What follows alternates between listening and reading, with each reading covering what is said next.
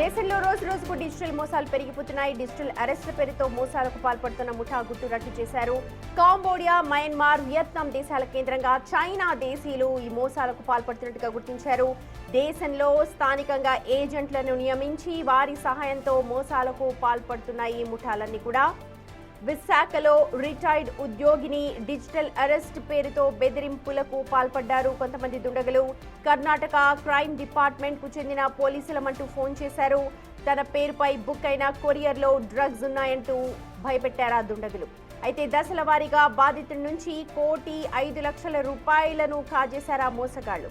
ఆ తర్వాత కూడా మరింత సొమ్ము ఇవ్వాలి అనంటూ ఒత్తిడి చేశారు.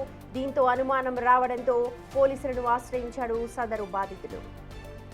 బాధితుడి ఫిర్యాదుతో రంగంలోకి దిగిన స్పెషల్ టీమ్స్ స్థానికంగా పనిచేస్తున్న ఏజెంట్స్ సూర్య శ్రవణ్, సాయి దీపక్, రాజేష్ ని అరెస్ట్ చేశారు. వారి నుంచి 6 లక్షల రూపాయల నగదుని స్వాధీనం చేసుకున్నారు. కాంబోడియా కేంద్రంగా ఉపేంద్ర రెడ్డి, సాయి కృష్ణ నేతృత్వంలో ఈ మోసాలు జరుగుతున్నట్టుగా గుర్తించారు పోలీసులు. డిజిటల్ అరెస్ట్ మోసంపై కేసు నమోదు చేసి దర్యాప్తు చేస్తున్నారు విశాఖ పోలీసులు. మా ప్రతినిధి రాజు దీనికి సంబంధించిన లేటెస్ట్ అప్డేట్స్ మనకు అందిస్తారు. రాజు, కాంబోడియా కేంద్రంగా ఇక్కడ వైజాగ్ లో జరుగుతున్న ఈ పూర్తి తంతుకు సంబంధించి ఇప్పుడున్న అధికారులు ఎలాంటి చర్యలు చేపట్టబోతూ ఉన్నారు ఈ సైబర్ క్రైమ్ ని అరికట్టడానికి? మరి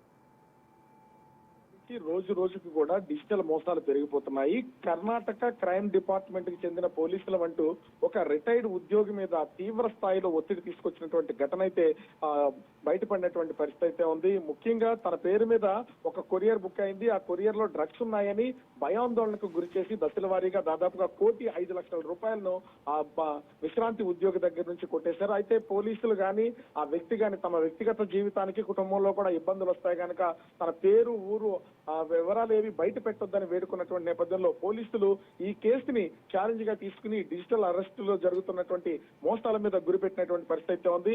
విచారణలో కాంబోడియా, మయన్మార్, వియత్నాం దేశాలను కేంద్రంగా చైనా దేశానికి సంబంధించినటువంటి వాళ్ళు చేస్తున్నటువంటి మోసాలను అయితే బయటపెట్టినటువంటి పరిస్థితి కనిపిస్తుంది. ముఖ్యంగా దీనికి లోకల్ గా కొంతమంది ఏజెంట్లని వీళ్ళు నియమించుకుని వాళ్ళ ద్వారా ఈ మోసాలు అయితే పాల్పడుతున్నటువంటి పరిస్థితి కనిపిస్తుంది.